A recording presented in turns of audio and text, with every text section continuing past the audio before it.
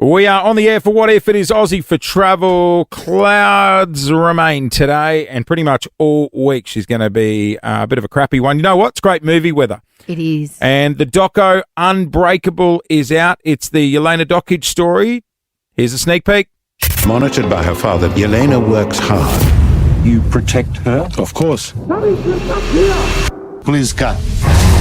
From fairly early times, there were rumours about what was happening. Everything I do is good for Jelena. Some other players had noticed bruising. The questions were asked, but they hit a brick wall. Family's the biggest support you can have. One day, after a loss, he was extremely angry. I knew what was going to happen. It was just terrible. There was not an inch of skin that wasn't bruised.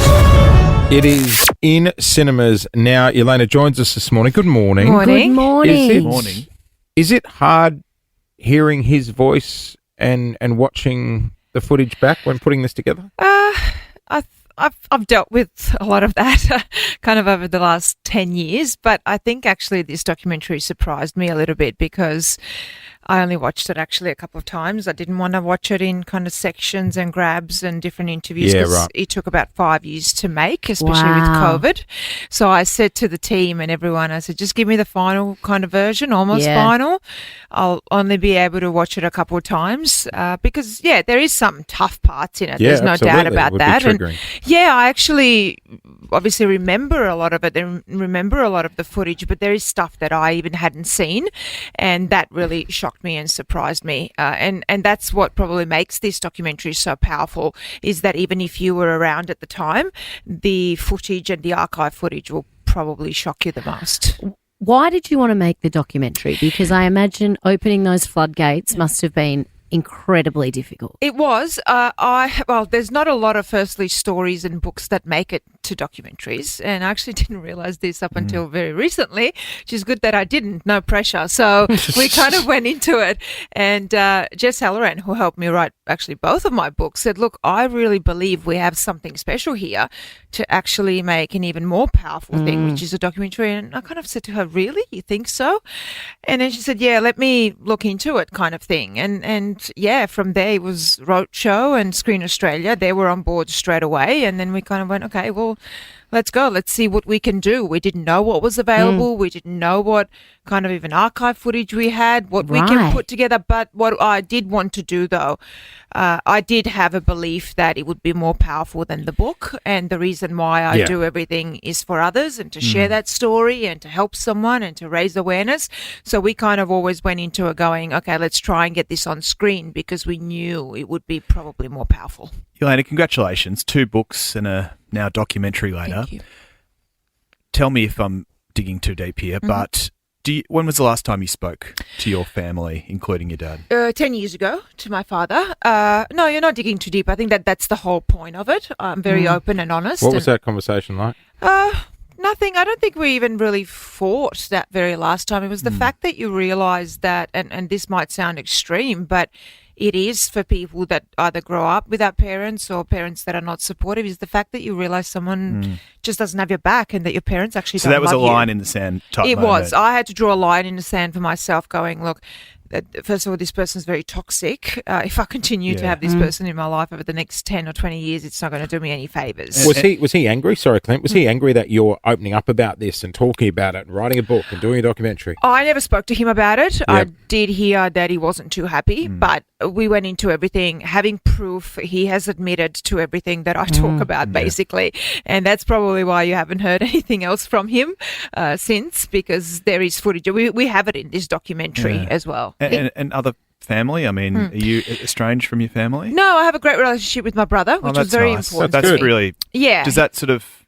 Has he helped? Yes, because he's 8 years younger, and kind of we always kind of say things would have been different if I was 8 years younger. Yeah, and he had a big brother watching over you. Yeah. That must be hard for him though, right? Because there would have been so much going on that he might have known some bits about, but he was a child. You were a child. Yeah, well, a lot of the things I was already, going through a lot of abuse when he wasn't even born yet because there's an 8-year difference. But he actually found it even very difficult to read the book. I bet. And what I went through. So if he kind of found it difficult, he's a very strong person. And then I was like, wow. I'm so glad you've got that relationship now. Yeah. Oh, I am too. I'm so pleased for you. Yeah. You know, when I was watching the trailer, it actually really, really annoyed me, pissed me off that this was happening to you at 16 and watching people go, we knew something wasn't right, that people didn't step in sooner. Do you have anger towards that? No. Well, this is the thing. This is why I think this documentary is so important. And even in my books and everything, I've come from a place of no blame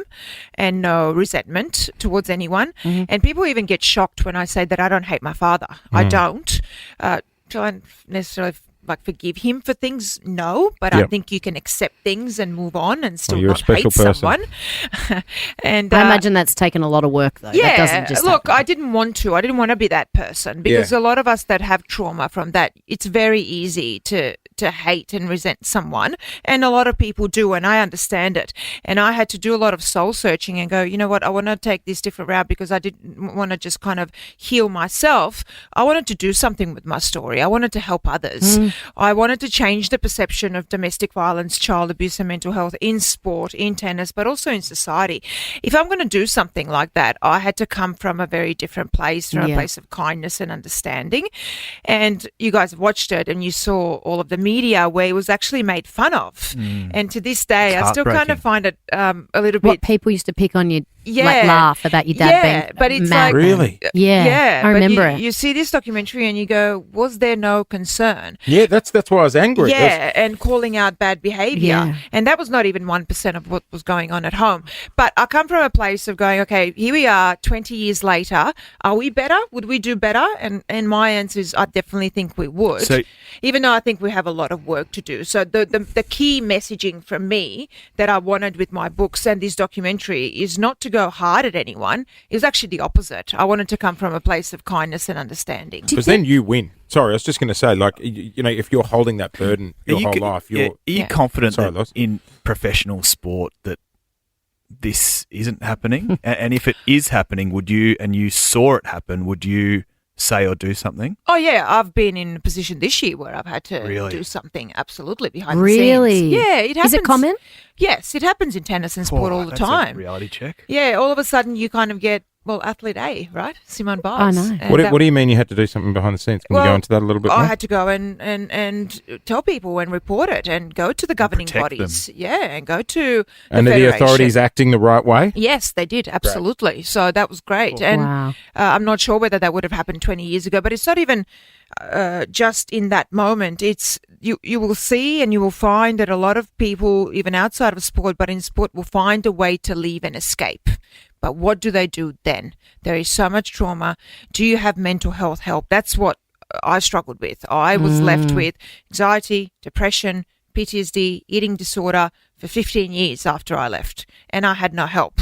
So that's also my question. It goes past being in that moment as a child, but it's after. We have really heavy consequences, repercussions, and trauma that we still have to deal with. I mean, you were a child when you were going through all of this, but like you just said, you carry that with you for a long time, and you've obviously done an extraordinary amount of work on that.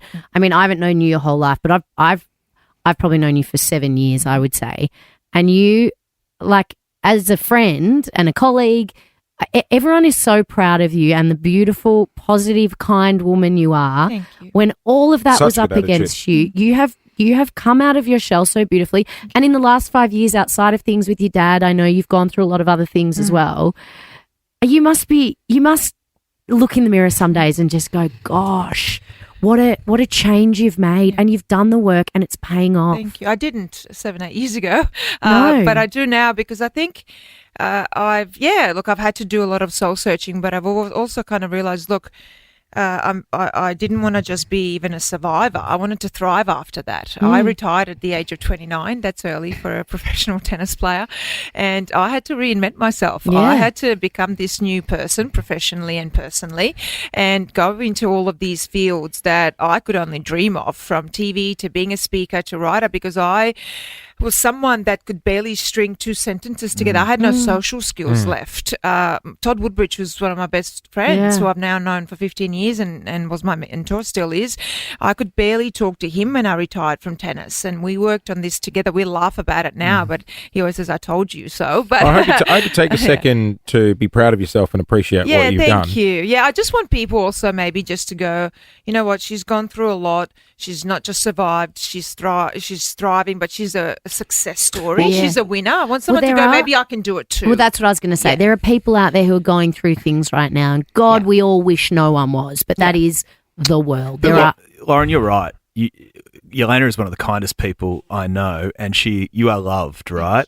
Do you feel comfortable in your skin now? Yes, I do. I'm very happy, and I also, I wanted people to get to know me for me. I don't think they ever did, really, when you think about it. I think people had a wrong perception of me. But and of course, and people looked and was like, she's a bit bratty. Yes, she's a absolutely. bratty little 16-year-old tennis player who Australia wants her to represent us. Yep. But God, no one Absolutely. knew what was happening. Look, I was called everything, arrogant and all of this. And I think that now I get a lot of people and I work at Channel 9 and with all different companies and everywhere. And it does come around that I'm, really nice to work with and that I'm a nice person. I'm like, thank you. I thought I kind of always was, but clearly people thought differently, which I knew. And this is one of the big things with my documentary. This is what I actually really wanted in there.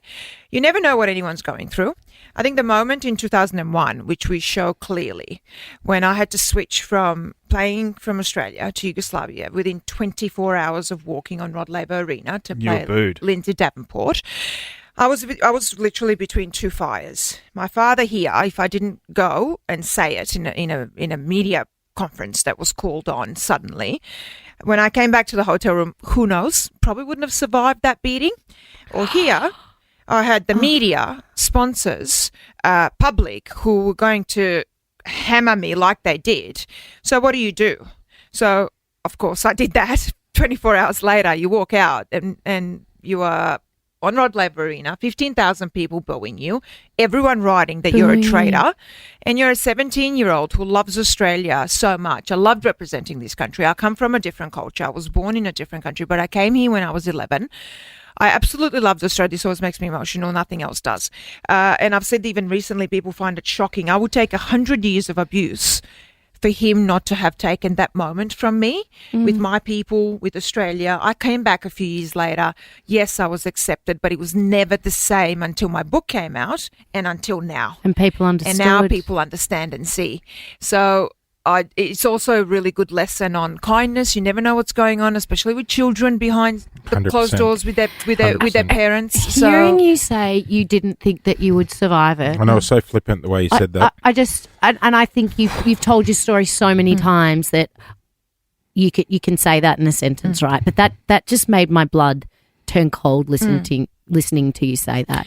There were times when you really thought you weren't going to survive. Yeah, I had to leave at 19 because I didn't know if the next beating I was going to survive. There was one at 17 where I was knocked out cold. I was kicked and punched in the head so hard that it left me unconscious, which we cover in the documentary. So one of these things, this is what happens. The next one, you don't know if you're going to survive. And I knew that. I knew he was getting more violent. And that's what we go through as kind of people in the midst of partner violence, domestic violence, child abuse. And that's what people need to know, just how hard it is. And even that's why I said, even coming out of that, you come out as a broken person and some never recover. Yeah. Well, Imagine. I was just going to say, I'm sorry you didn't get that moment. But I hope you appreciate the love from this country towards Absolutely. I've always loved this country. I have so many people writing to me, but it's not even, I get it. I understand it, but he put me in that position. And he was in a hotel room watching this unfold. And I'm kind of going, I still don't have hate for my father. I never will. Yeah. And some of those moments are hard to forgive. Imagine that Is he reaction. in prison? No. He's not. No. Should he be? It's a tough one to answer. Maybe at the time he should have been. Yeah. I think also we covered this again in the documentary. He should have been banned off the tour. He wasn't. Oh, he should have been more than banned off the tour. No, but he wasn't for 4 years. Yeah, that's why I got angry watching it. These incidents started when I was 14, 15 publicly. He wasn't banned until I was, 18, 19. And for me, I'm very kind of, my mind is very black and white. You do something like this, you're banned. He would have actually helped me. Yeah. Because I would have continued to play on a tour. He would not have been there. But, yeah. You know, you are an extraordinary woman, and like you said, you've done the work to not waste the energy on having the anger anymore, I guess. But God, he just shouldn't be walking the same earth as someone as beautiful as you. Look, I think at the end of it, we want to come out and go, look, I have survived it. I want people to look at me as a success story and thinking, you know what, I can do it as well. Maybe she can give me some inspiration. But there are big lessons here, the bystander effect, and also let's look out for that behaviour. Let's call it out. We still have so much shame and stigma in society and the perception of it. And so many victims and survivors don't want to talk about it because they feel like they're going to be judged. Mental health is the same. So that's what I want to change with this. This doco will save lives. It is Unbreakable. It is in cinemas now. How long's it been since you picked up the old tennis racket? Oh, it's been a little bit. You reckon I could take her? No. No, you couldn't return a serve. Absolutely not. You couldn't return a serve. Just not even a split second from Lauren. Just like, no. Ridiculous question. I Did you ever see her on the backhand as well. What speed are we talking? What would you be hitting the ball First serve. First serve still 170. At least. Yes, same.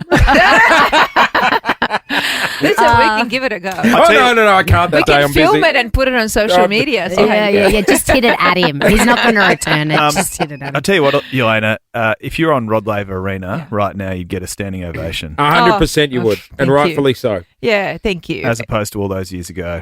These two talk so highly of you, and I've been lucky only enough to meet you a couple of times, but these two just Oh, I love these two. I cannot praise you kind of enough. feel like I started when you guys were already there, and Channel 9 gave me a chance only pretty much 6 months into my commentating career, so we kind of started. Well, you're killing it. Yeah, and I was like, I think this kind of scared, shy girl. I know, but you're such a different woman now to who you were back then, and that is a testament to you and all the hard work. Well, you know what? you've Power done. of vulnerability, which I found through telling my story. So that's why I want to create that kind of space and environment to save people's lives, because it Good on does. Such a good You're attitude. amazing. Who Thank would win you. out of us two? We'll never know, but the documentary is Unbreakable. It's in cinemas now. Thank you so much for coming in. Thank you.